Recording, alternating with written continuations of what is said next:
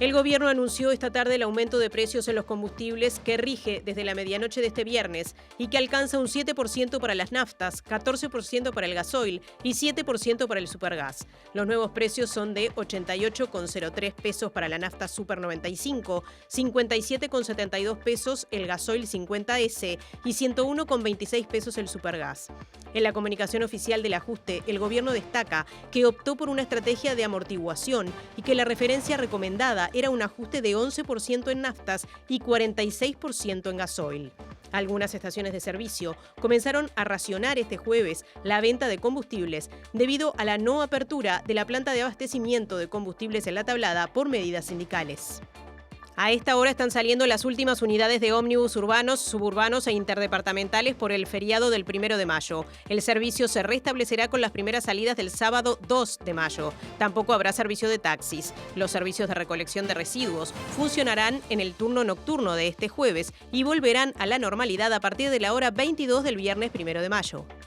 Hoy se celebra el Día del Trabajador y la Trabajadora Rural y en ese marco el sindicato reclama la instalación de un diálogo nacional sobre seguridad laboral y que se atienda a la reivindicación histórica del pago de presentismo y antigüedad.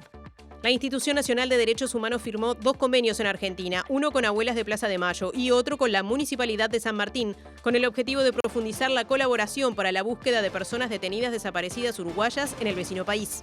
Desde las 21 horas, Peñarol visita a Corinthians en San Pablo, mientras que anoche Nacional fue derrotado 4-2 por Universidad de Perú y su grupo quedó sumamente parejo. 2 personas uruguayas que forman parte de la tripulación de la flotilla global Sumud fueron detenidas por fuerzas de seguridad de Israel durante un operativo realizado esta madrugada, en el que se interceptó a 22 barcos de un total de 58 que se dirigían rumbo al territorio palestino de Gaza con fines humanitarios.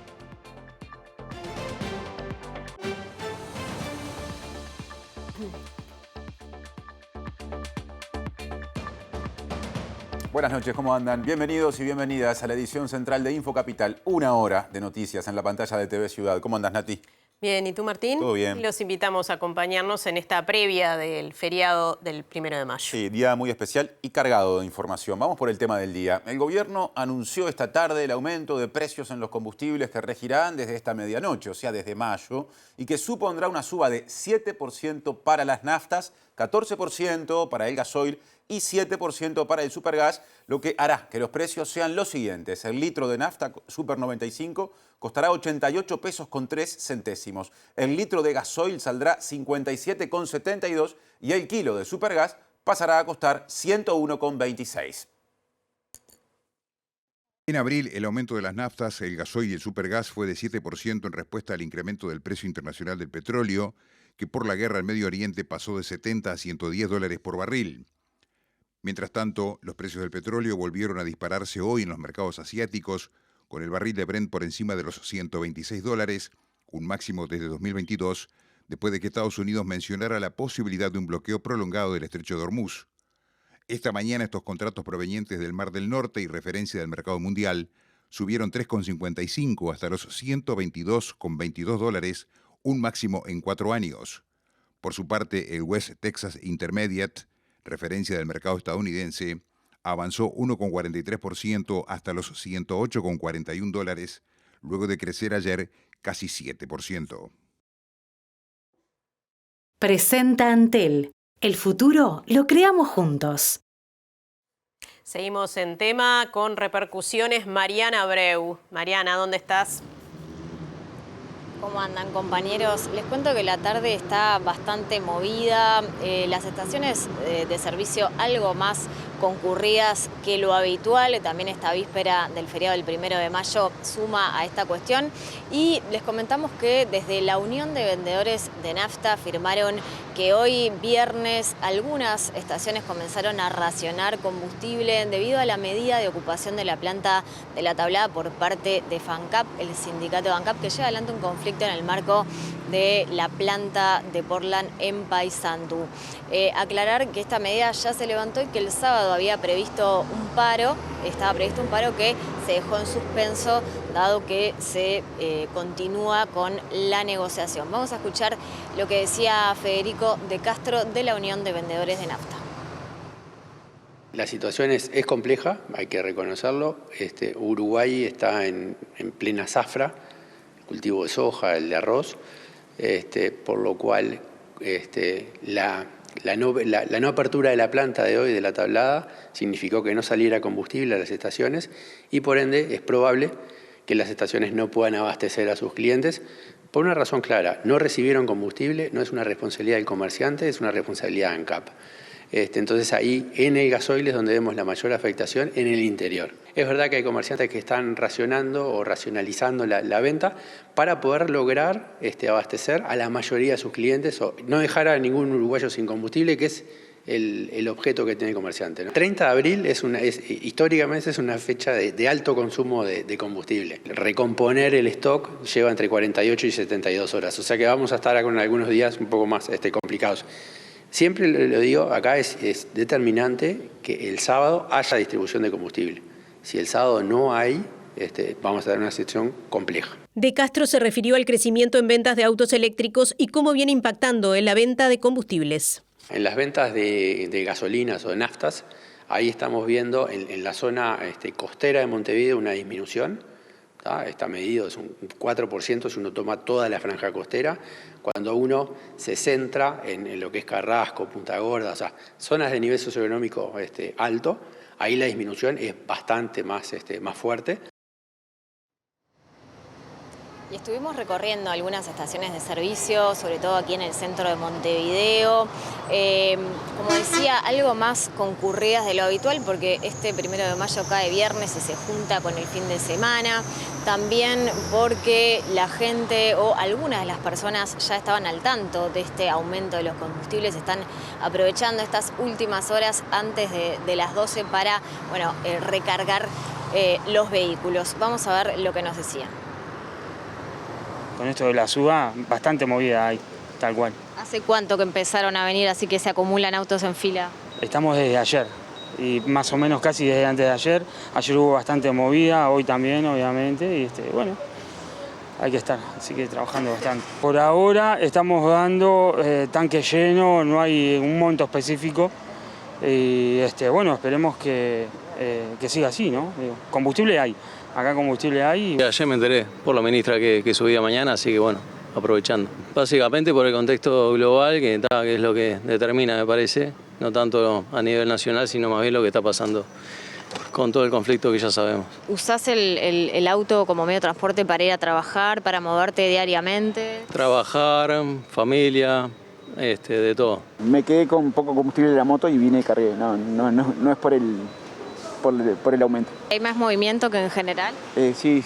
Supongo que debe estar relacionado con el tema de la suba y aparte la víspera feriado. Yo estoy acá estacionada porque no tengo nafta. No porque va a subir ni por esto ni por lo otro. Es que me molesta, como me molesta que suban todo. No solo el combustible. El combustible ya sabemos que es por el problema que hay, el estrecho y pipipi. Pero la comida y el supermercado sube todos los días. Y y así estamos. Se suponía, dado la situación internacional que se está dando, ¿no? En este momento, evidentemente no hay mucho más remedio que venga ese aumento. Creo que es lo lógico que los que usamos el combustible lo paguemos como corresponde y que de repente no se esté sacando plata de los hospitales o de la niñez o de lo que sea, ¿no? Sí sabía del aumento, pero vine a cargar porque no necesito nada más, porque mañana es 1 de mayo y trato de no ir a ningún lado, ni comprar nafta, ni la panadería, ni nada. Mañana no se trabaja. Ahora pasamos a un tema mencionado. El ministro de Trabajo y Seguridad Social, Juan Castillo, dijo que su ministerio intentará mediar en el conflicto de ANCAP y recuperar el ámbito de negociación. Ahí hay una demanda que se viene arrastrando hace mucho tiempo atrás. Ustedes recordarán que el propio presidente de la República recibió al sindicato allí. Hay una preocupación por un posible cierre de la planta de Portland de Paysandú y esto ha llevado, todas estas movilizaciones, reuniones que no han prosperado y ahora veamos si podemos recuperar el ámbito. Esa es nuestra intención. La idea sería en lo inmediato destrabar este paro de 24 horas previsto, por ejemplo, para el sábado. En principio, si podemos suspender el piquete, que se levante el piquete, que deje operar hoy en la jornada. Yo creo que a cambio de poder operar hoy, nosotros tendríamos que instalar un ámbito de negociación. No hay una salida si no es mediante la negociación. Entonces, ofrecer esa posibilidad y luego ver si en el medio de la negociación además podemos avanzar más y desactivar algunas otras medidas. ¿Cuál sería el panorama ideal para destrabar este conflicto? Porque radica todo en la industria cementera y de los traslados que se harían desde Paysandú hasta Minas. Ese es uno de los puntos clave. Uno solo, pero hay una primer gran reivindicación que constantemente nos plantean los trabajadores allí, es que se oponen al cierre, al apagado de la planta, que quieren seguir produciendo allí. Además, justo en el departamento de Paysandú, que convengamos que ha sido extremadamente golpeado en los últimos meses la situación productiva.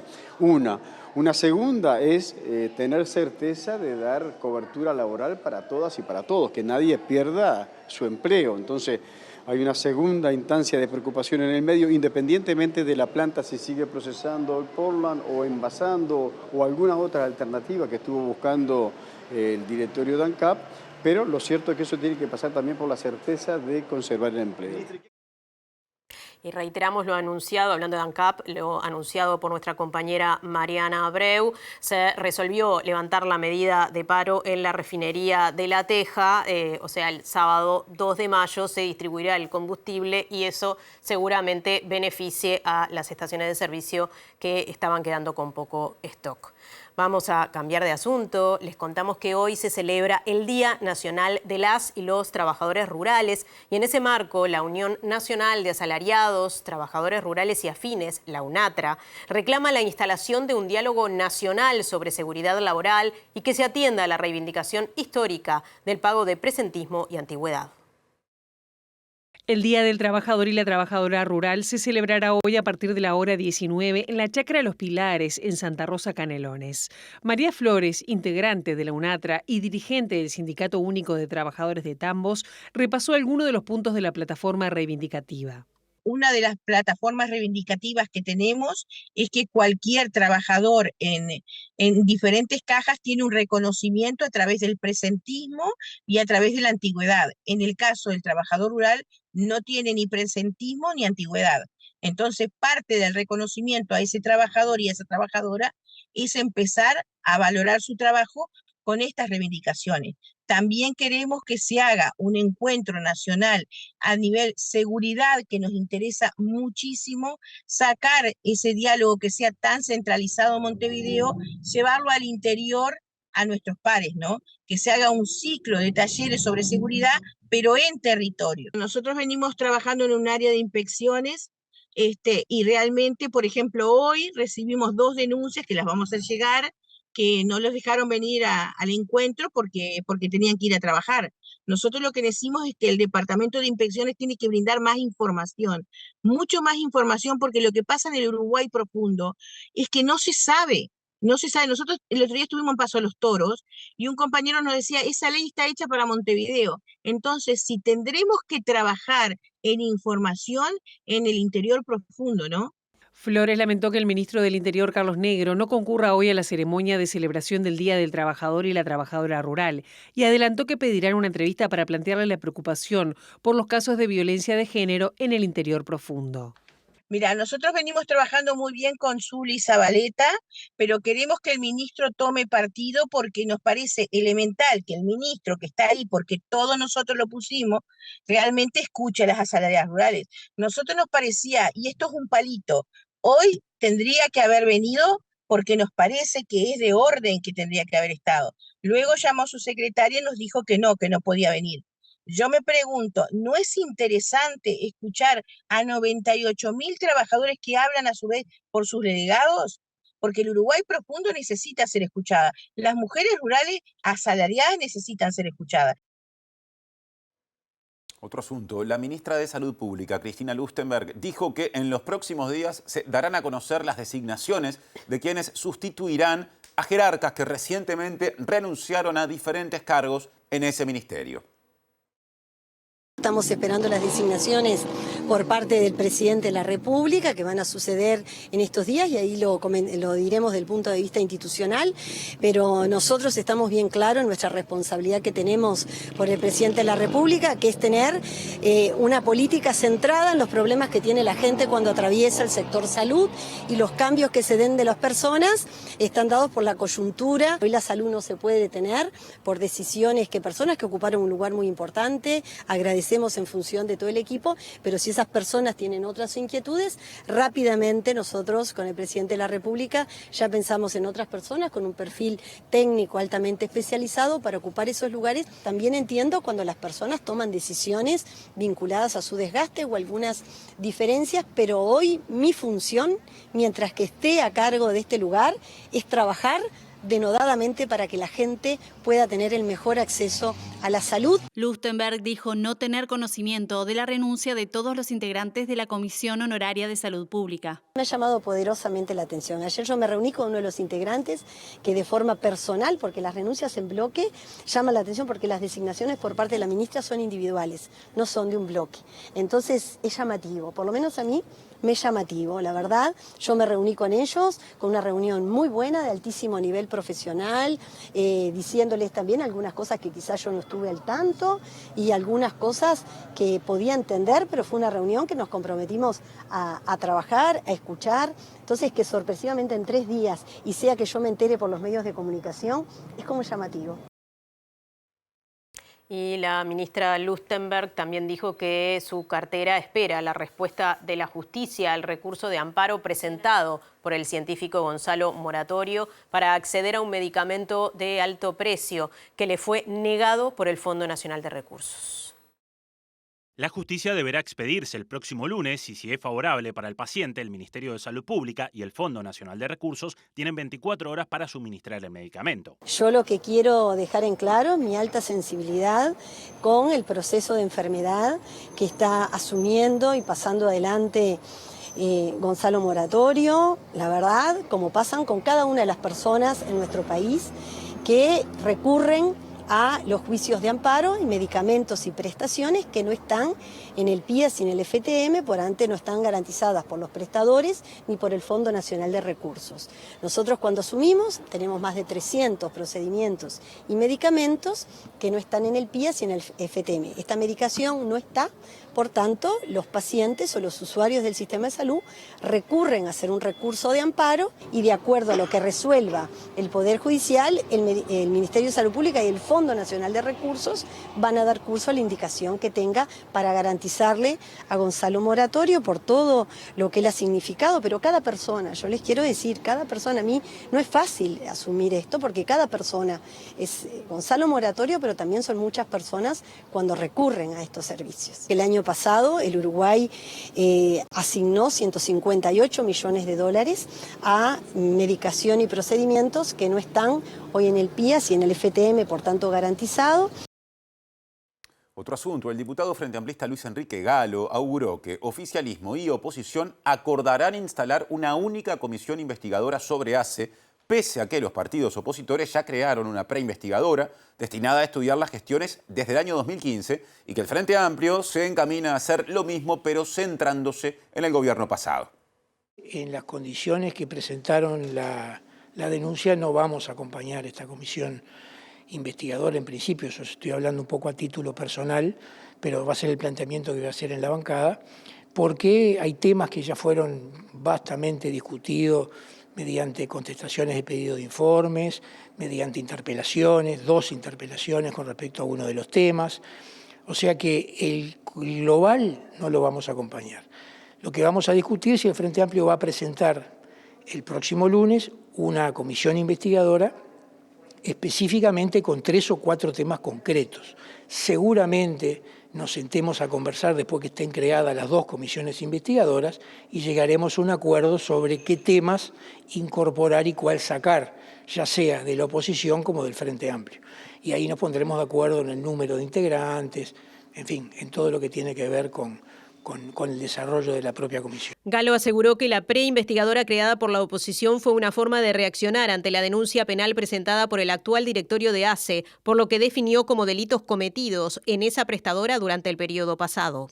Sin comunicarnos nada, en el día de ayer a las 3 de la tarde ingresan una comisión investigadora donde ponen parte de lo que nosotros íbamos a denunciar, pero agregan un montón de temas que ya están laudados en la justicia, en distintos instrumentos y que no tienen nada que ver con lo que queremos investigar desde el Frente Amplio. Concretamente, el aumento exponencial que hubo en las compras, ¿verdad?, que hizo ACE durante el periodo 2022-2024.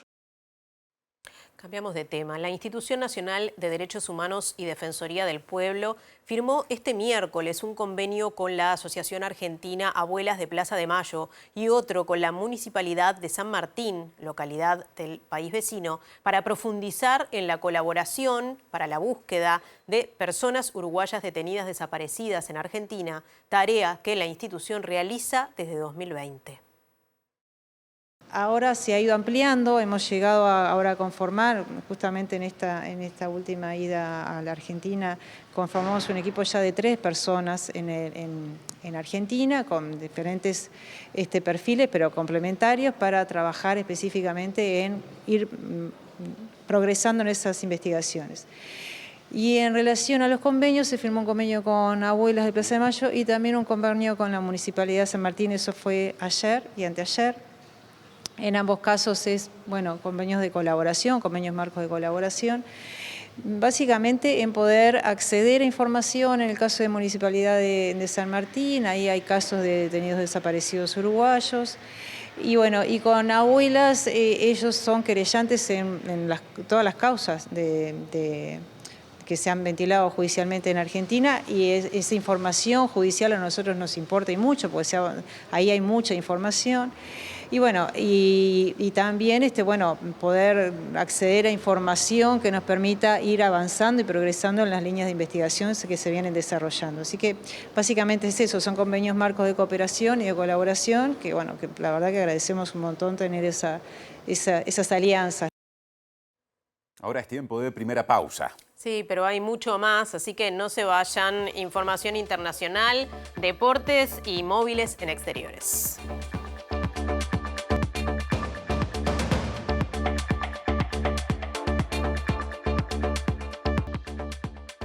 Desde UTE nunca vamos a pedir contraseñas, códigos o números de tarjeta. Prende la lamparita. Verificá siempre a través de los canales oficiales. Informate más en ute.com.uy. Aquí está el segundo bloque de la edición central de Info Capital en TV Ciudad. Comenzamos diciéndoles que el presidente de CUTSA, Juan Pablo Salgado, dijo que viene participando de reuniones e intercambios sobre la reforma del transporte metropolitano y ratificó el interés de la empresa de participar en las líneas a desarrollarse sobre los nuevos ejes troncales.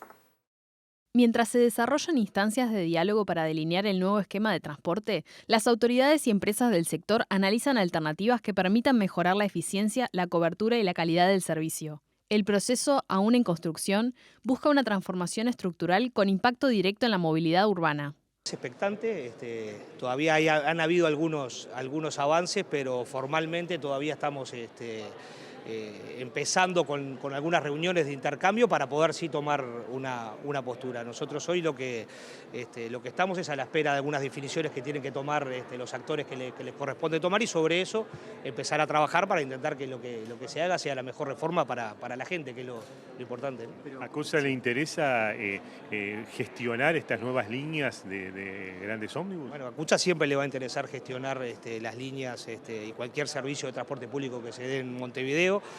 Como le decía, hay algunas opciones de cómo sería esa gestión conjunta con otras empresas. Todavía no hay nada definido, se está trabajando como para ver cuál es la mejor manera, pero todavía no hay definición tampoco. Por otra parte, se presentó el programa UTU Dual, una iniciativa que propone una nueva forma de vincular educación y empleo. El modelo permite a los estudiantes alternar su formación teórica con prácticas y entornos reales de trabajo, fortaleciendo competencias y mejorando sus oportunidades de inserción laboral.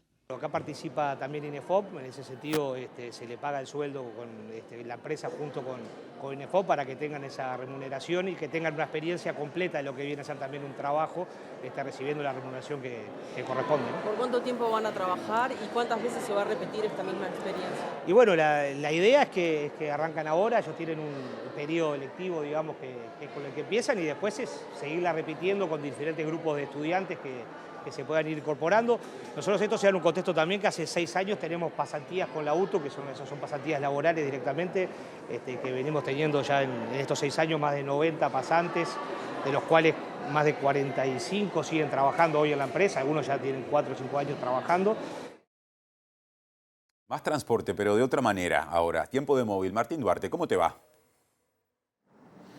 Literalmente las vías del tren, Martín, para presentarles un informe muy interesante que tiene que ver con la vuelta justamente del ferrocarril central. Prácticamente hace 2 años, en abril del 2024, empezaron a circular los trenes, particularmente de este consorcio de 3 empresas, una uruguaya, una española y una alemana, que brindan el servicio a UPM trasladando celulosa y químicos justamente desde la planta de Durazno, aquí a pocos metros al puerto de Montevideo.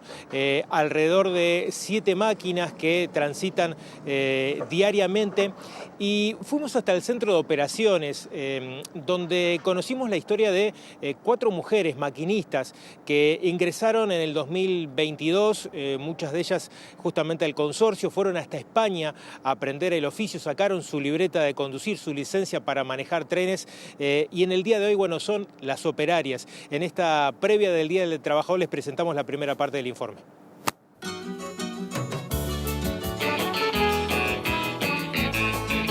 El último tren pasaba martes de madrugada y yo la pasé durmiendo, pues nadie me dijo nada.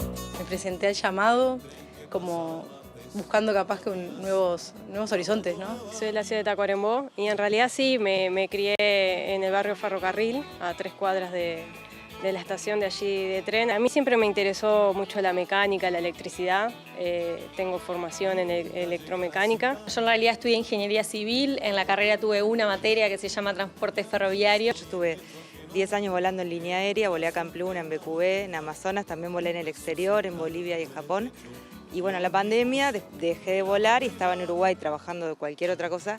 Y otro amigo, que también piloto, que estábamos los 2 desempleados, me avisa de este llamado y bueno, acá, obviamente que nos tiramos de cabeza. Y ahí fue cuando comenzó el proceso de formación, en un principio vía virtual con profesores españoles, luego viajamos a España. Tenemos que tener en total entre horas de conducción, horas de maniobra, y otro tipo de horas, llegar a las 500 horas. No fue solamente manejar los trenes acá, sino también fue probar la vía.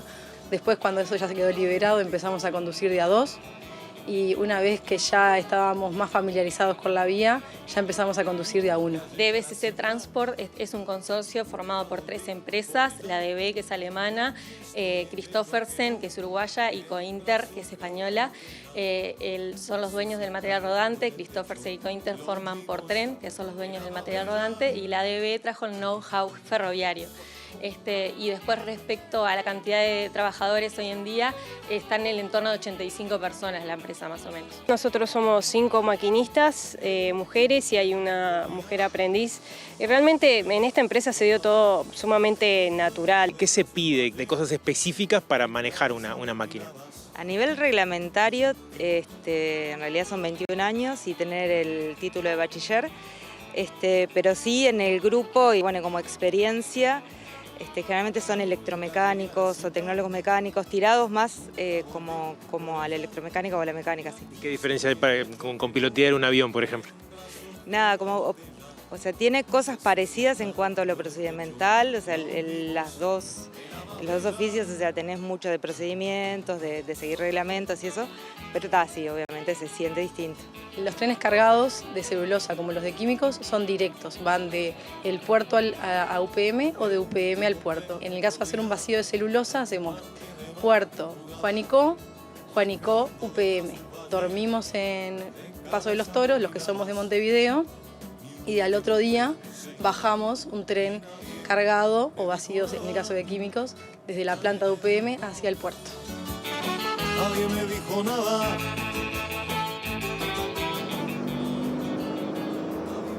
Bueno, y conocimos justamente la planta ahí en Juanico, donde se realiza el mantenimiento de estas máquinas que llegan a transportar 2.300 toneladas. Y el relato también de las entrevistadas a propósito de lo que significa, bueno, viajar 5 horas y media, es el horario, el tiempo que lleva el tramo recorrer Montevideo, Durazno, justamente en plena soledad, ¿no? Como maquinistas frente al tren, y cómo nos viene de alguna forma costando ciertamente la adaptación a los uruguayos de lo que significa nuevamente toda aquella campaña, no si hay vía, si hay tren, los pasos a nivel, la educación en torno a acostumbrarse nuevamente a la circulación del tren de transporte. A propósito de eso, hablamos de algunas de las normas de seguridad, una velocidad que está topeada en varios tramos en los 80 kilómetros por hora, y también este particular detalle con el que comenzamos la segunda parte, que tiene que ver con la utilización justamente de las bocinas.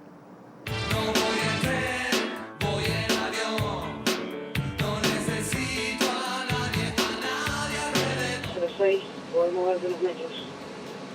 Recibido profesor con movimiento entonces. Los momentos que se usa la bocina es cuando comenzamos un movimiento, luego cuando nos acercamos a algún paso a nivel. Tenemos una en el pupitre, que sería esta, que tiene 2 sonidos, y otra bocina es la que tenemos en el pie. Suenan los 2 sonidos a la vez. Hay varias escuelas que los patios o los frentes dan a la vía del tren. Siempre te piden que toques bocina. Estoy esperando que llegue mi tren. Estamos en la sala de control. Acá lo que hacemos es la planificación ferroviaria y el posterior control de la operación. Cada día tenemos entre 3 y 4 trenes cargados de pulpa y sus vueltas vacías. Y respecto a los químicos, siempre tenemos un tren cargado de químico y su vuelta vacía. La flota consta de 7 locomotoras. Vamos manejando, por ejemplo, una velocidad de 80, que es la velocidad nominal, y si dentro de 5 kilómetros tenemos una restricción que nos baja a 50, también lo vamos a ver en la pantalla de la locomotora. El tren cargado, por ejemplo, lleva 2.300 toneladas, que es la carga máxima que estamos transportando en peso. Desde los primeros viajes, que no sé, llegaron a demorar 18 horas de la planta al puerto, 12 horas, y después íbamos bajando 11 horas. Y bueno, hoy en día estamos en un viaje de 5 horas y media de la planta al puerto directo. La gente sale a saludar, que se emociona al ver el tren.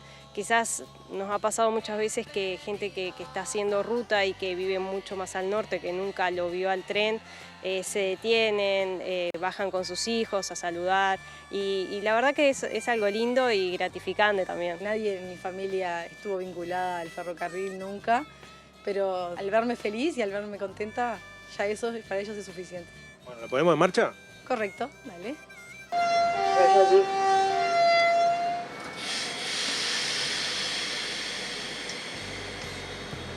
Pueden venir cuantos quieran, que serán tratados bien. Bueno, agradecemos muchísimo a Martín Duarte por este informe precioso, y ahora seguimos en exteriores, pero vamos a dar paso a Diego Martini, que nos trae un asunto bastante complejo. Sí, ¿qué tal, compañeros? Buenas tardes para todas y todos. Es un tema que enciende las alarmas y que en este momento se está investigando. Es el caso de Minetti y Cipriani. Recordemos, este matrimonio de italianos que tiene varios tintes, digamos que bastante turbios e irregulares, que involucra al expresidente italiano Silvio Berlusconi, a fiestas y una red de prostitución, a una adopción en Uruguay, a un homicidio que todavía no fue aclarado y a un sistema de adopciones que se está investigando. Veamos más en este tape y recibimos a invitada. El indulto sobre Nicole Minetti, ex consejera regional de Lombardía y pareja del magnate inversor Giuseppe Cipriani, causa conmoción por estas horas en Italia, pero también en nuestro país. El indulto canceló 3 años y 11 meses de pena que Minetti debía cumplir en régimen alternativo por sentencias de peculado y facilitación a la prostitución de fiestas que organizaba Silvio Berlusconi. Justamente este indulto se le permitió por valores humanitarios, porque Minetti está a cargo de un menor nacido en 2017 con problemas de salud que ambos con su pareja adoptaron en Uruguay. Las investigaciones en Italia aclaran que el indulto contiene elementos falsos y señalan que en Uruguay el niño fue abandonado y sin vínculos familiares. Justamente la policía de Maldonado investiga la desaparición de María de los Ángeles González Colinet, la madre biológica del hijo adoptivo. La mujer tenía antecedentes por homicidio y es adicta. Por estas horas, el INAU investiga el caso para conocer el protocolo de adopción. El argumento de la italiana Minetti es que tenía un vínculo de amor y afecto con el niño y su madre se lo entregó. Sin embargo, una familia de Maldonado reclamó al INAU y afirmó haber iniciado los trámites de adopción. Lo primero que a mí me pide el INAU, me acuerdo del Maldonado, yo el papel de certificado de buena conducta mío y de mi señora, lo primero que me pidieron, me acuerdo que fui a la sesionar, lo pedimos, eso iba a Montevideo, después fuimos con varias psicólogas acá a Maldonado. Esta jornada el exdirector del INAU, Paulo Abdala, señaló que el proceso se cumplió de acuerdo a la ley. Estamos frente a un proceso de adopción que se cumplió de acuerdo a la ley, que lo decretó la justicia, intervinieron varios magistrados, porque hubo hasta una acción de amparo en determinado momento. Después hubo una intervención de la justicia en cuanto a la integración provisoria del niño con la familia adoptiva. La Fiscalía de Maldonado comenzó a investigar el tema y solicitará información a Italia. Cipriani es uno de los inversores de un millonario proyecto en Punta del Este, en el antiguo Hotel San Rafael. A esto se suma la muerte dudosa de 2 abogados que fueron encontrados calcinados en su casa de Pueblo Garzón en junio de 2024. Mario Cabrera, uno de ellos, era abogado de oficio del niño.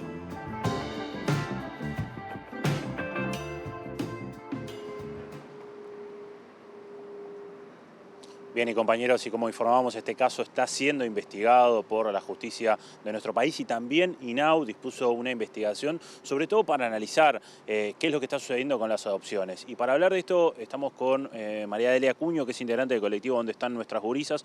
Justamente, María Delia, más allá de este caso puntual, queríamos consultarte porque se habla de una situación donde hay una mujer, una situación de extrema vulnerabilidad, una mujer que tenía algunos problemas con la justicia, había tenido antecedentes, era adicta y de una forma un poco tormentosa esta familia de magnates italianos se queda con su hijo.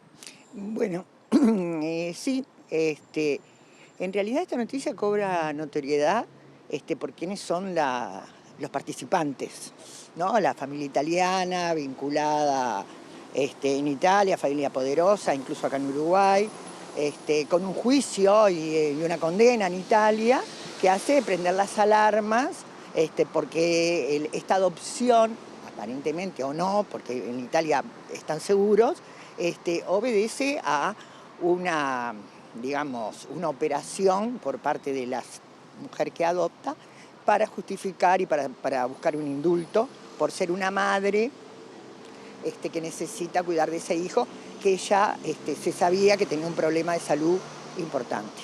O sea, este caso hace pensar en todo como un operativo y ya vuelvo a decir, esto sale a la luz porque los participantes son personas reconocidas y hay una causa penal en Italia y en Italia el periodismo se mueve, investiga y pregunta. María Delia, ahora sé que querías entrar en eso, la madre biológica está desaparecida. ¿A ustedes les consta también de este caso y de otros casos de mujeres en extrema vulnerabilidad que son captadas, que como en este caso se quedan con sus hijos? Bueno, sobre el tema adopciones hay un gran manto de oscuridad, entre otras cosas porque la LUC, en lo que se aprobó, bajó varias de las garantías referentes a la adopción y lo que tenían que pasar las familias en la investigación, en el acompañamiento, para después recién que el juez habilitara una adopción. Varias de esas medidas que se tenían antes, la LUC las suprime con el argumento de que ese periplo para familias es muy largo, a veces iba 2 años. Porque había varios niños y niñas que quedaban sin la posibilidad. Pensando, todos esos niños que necesitaban una familia. Bueno, lo cierto es que en ese momento varias organizaciones, nosotras, organizaciones feministas, organizaciones de compañías que trabajan con infancias, pusieron la alerta de que bajar los requerimientos y el seguimiento para una adopción era peligroso. ¿Por qué? Bueno, porque es claro, y en el mundo las redes de trata de personas, de mujeres, de niñas y de adolescentes, es un hecho que ya no se puede ocultar. O sea, Uruguay es un país que al principio se pensaba que era un país de tránsito, hoy constatadamente es un país donde estas cosas ocurren. No tenemos información, porque esa información a la cual no accedemos. Tenemos algunos testimonios. Tú me preguntabas si teníamos casos de mujeres en situaciones de extrema vulnerabilidad. Tenemos testimonios. Hace unos años hicimos un conversatorio sobre mujeres privadas de libertad y entre todas las vulneraciones que las compañeras que trabajan y las propias privadas de libertad contaban, había uno que era muy particular. Muchas de ellas que estaban en prisión no tenían con quién dejar a sus niños, sus hijos pequeños, no había familiares que se hiciera y se hacía cargo el Estado. Cuando muchos de esos casos, cuando ellas volvieron a recuperar sus hijos, se enteraron de que esos niños habían sido dados en adopción y no sabían a quién y no los podían recuperar. Eso es un testimonio de algunas mujeres privadas de libertad que denunciaban eso. Sobre eso y acompañado por compañías que trabajan en los centros de reclusión, nunca pasó nada. Que yo me haya enterado, no ha habido investigaciones. Del tema de las adopciones siempre ha sido algo bastante complicado históricamente, ¿no? Desde los niños en el carrusel que las madres dejan o no dejan, desde la venta o no venta, desde las presiones. ¿Se venden niños en Uruguay? Y yo creo que sí. Yo digo, es una sospecha. No tengo nada para confirmarlo. Si tuviera, estaría haciendo una denuncia concreta. María Delia, aprovecho para cerrar y para consultarte porque también se están dando varias señales y varios comunicados de ausencias de mujeres, generalmente mujeres jóvenes, 15, 16 años, a veces un poco más, que están desaparecidas. El Ministerio de Interior pide ayuda para colaborar, los colectivos también piden ayuda para colaborar. ¿Qué es lo que está pasando? Bueno, es un fenómeno que está pasando y ha pasado. Digo, quizás ahora hay un fenómeno que ha sido como amplificado por el tema redes. Las redes son un vínculo bastante importante de captación de jóvenes, niñas y varones. También ahora ha aumentado los varones que son captados a través de redes, de juegos. Ahora hay un caso que está sonando en las redes sobre eso. Eso pasaba. Capaz que quedaba como más invisibilizado. Hoy con redes, con la información, eso se hace más visible. Sí tenemos, todas las veces desde DEN nos llegan los pedidos de se busca, desapareció.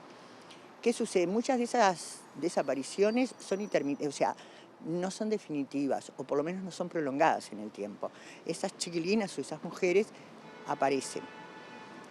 ¿Cómo aparecen? ¿Qué les pasó? Es algo de lo cual es muy difícil el registro, porque hay vergüenza, hay temor, no quiero saber más nada de esto, hay temor a las represalias de señalar a alguien, a algún lugar específico que tenga que ver con esa desaparición. Son desapariciones que están muchas veces vinculadas a un consumo problemático y a redes de prostitución. Concretamente, yo te decía hoy al principio, ahora acá me acaba de llegar una denuncia que todavía ni siquiera está en DEN, todavía no está la placa, de una joven que desaparece de un centro del INAU, de un centro abierto, el 24 de julio. De abril. De abril, 24 de abril. El día antes de su cumpleaños, del 25, donde cumplió 17 años. Estamos hablando de una menor. Se hicieron las denuncias cuando ellas normalmente, viste, las salidas esas no acordadas son cortas, a veces es un día, una noche. Bueno, como no pasó más de un día, ahí se creó una alerta, se ubica la mamá también está en alerta, porque esta chica está con problemas de consumo y también estuvo involucrada en un momento en redes de prostitución. Ella está desaparecida el día de hoy, se hizo la denuncia por parte de la institución y de la madre en Interpol, personas ausentes, se comunicó al juzgado, pero estamos a 30. O sea, no hay un mecanismo rápido de búsqueda cuando desaparece una joven o una mujer. No, digo, en este caso es menor, siempre los menores las mujeres menores parece que son más, y son sí más vulnerables, pero no se activa nada. La burocracia parece que come todas las intenciones. Y hay una cosa que es muy particular y que me piden que la diga. Bueno, los centros de INAU son lugares de cooptación de las gurisas para las redes de prostitución. Creo que se ha venido denunciando esto ya hace tiempo y sobre eso, aparentemente, y de lo que se sabe, no hay ningún gesto, no hay ninguna acción para frenar. Esto pasó ahora, el 24, con una niña que estaba a cargo del Estado, porque estaba en un hogar abierto, porque tenía problemas de consumo, ¿tá?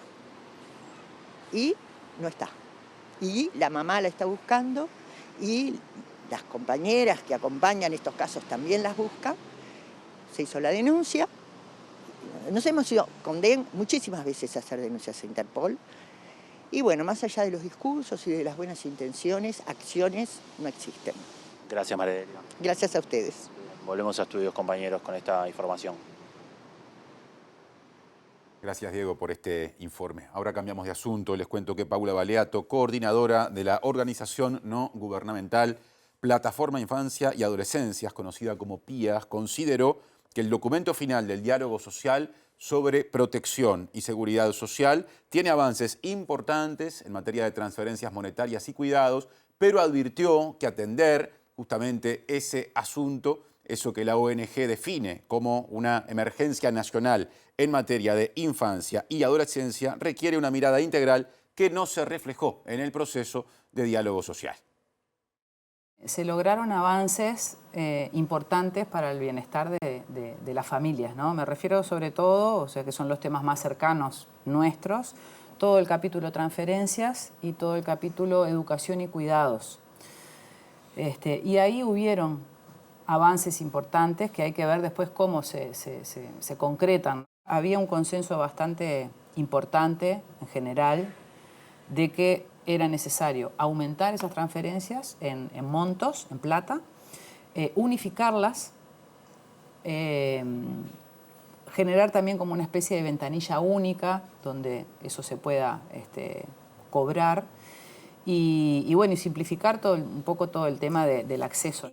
Baleato dijo estar de acuerdo en eliminar las contraprestaciones a las transferencias monetarias, porque esto termina penalizando a las familias con menores recursos. No obstante, y más allá de la valoración positiva sobre el diálogo social, considera necesaria una mirada integral a la infancia que no estaba planteada en esta instancia. Para nosotros sigue siendo una emergencia. De hecho, el 25 de abril pasado hicimos también un taller. Lo interesante fue que sumamos a otros movimientos sociales, a PIT-CNT, a FUGBAM, a otros colectivos. Y bueno, para poder generar respuestas, la idea también es poder presentar estas propuestas al presidente de la República. Nosotros con los resultados del diálogo estamos de acuerdo. Estamos de acuerdo.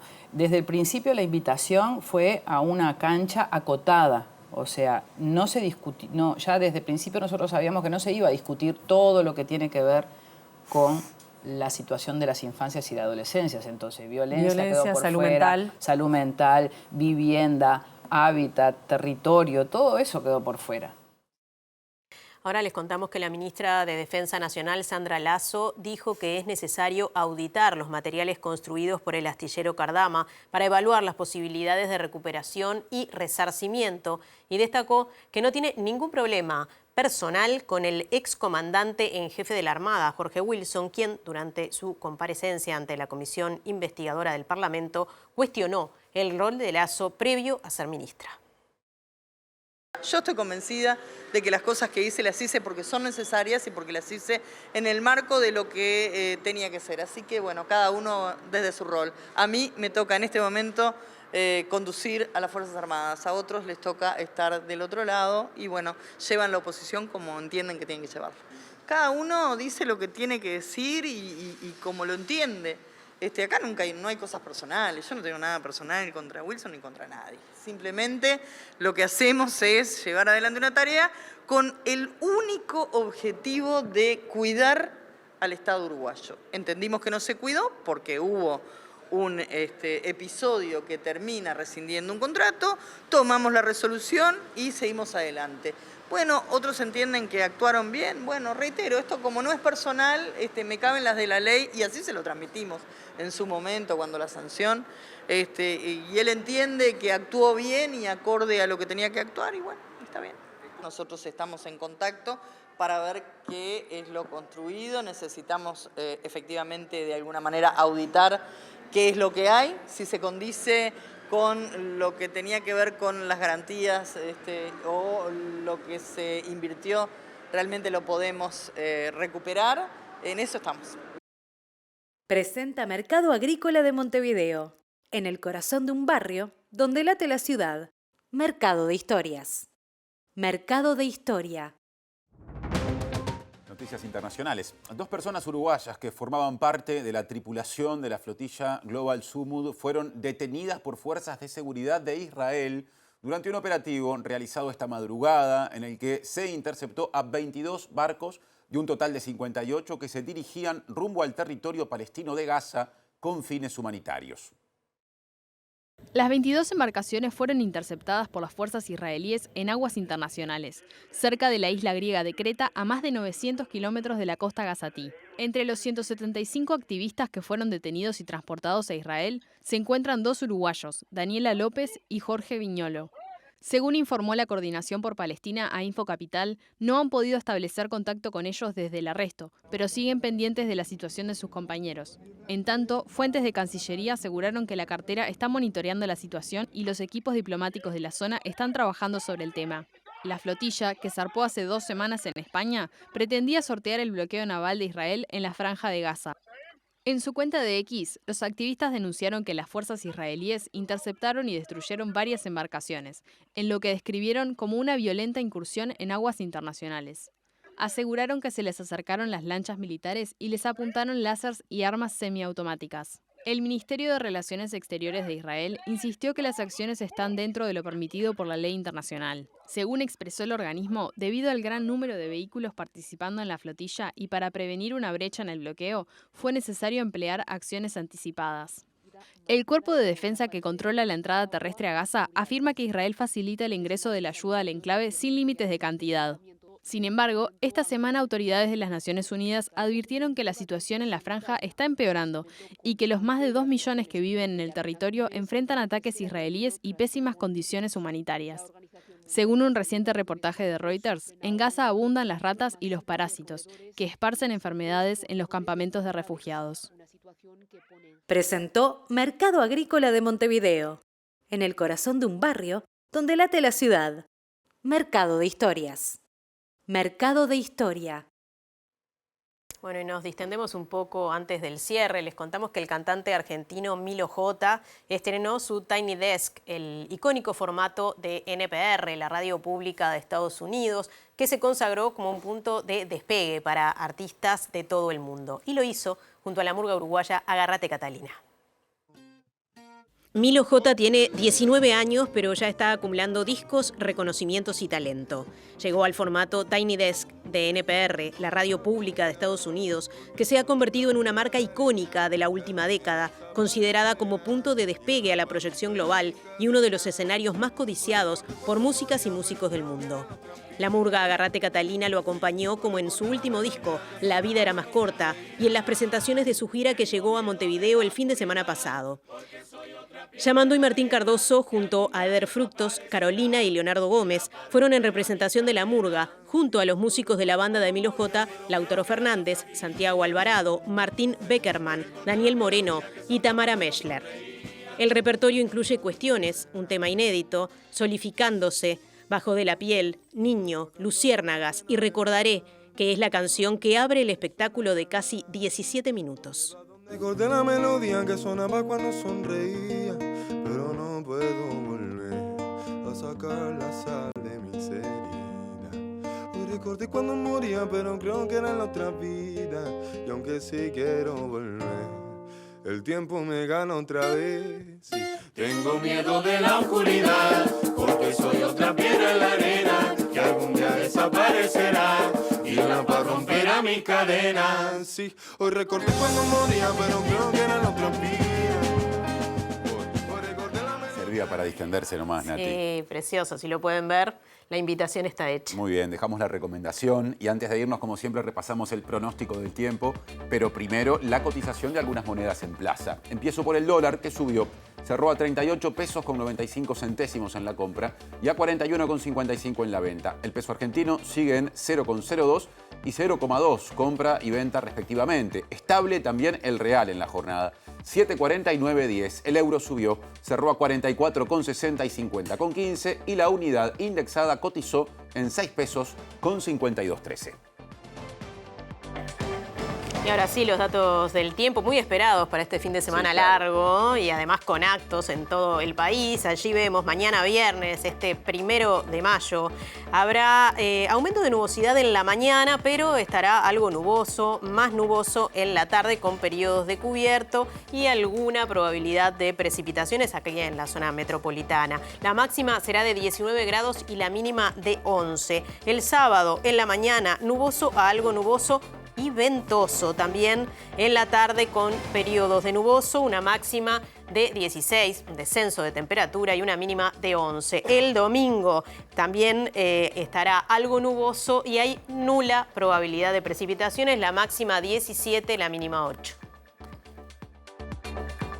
Asoma un lindo fin de semana, asoma un lindo 1 de mayo. Mañana no habrá programación en vivo, Exacto. no tendremos entonces ediciones informativas de Infocapital, pero sí habrá durante el fin de semana, a partir del sábado, como siempre, mantenimiento informativo a través de nuestras redes sociales. Y bueno, el saludo a trabajadoras y trabajadores en este día especial para reflexionar. Exactamente, así es. Ya llega Lado B a la pantalla de TV Ciudad. De nuestra parte, hasta el lunes. Hasta el lunes, que pasen bien. Chao.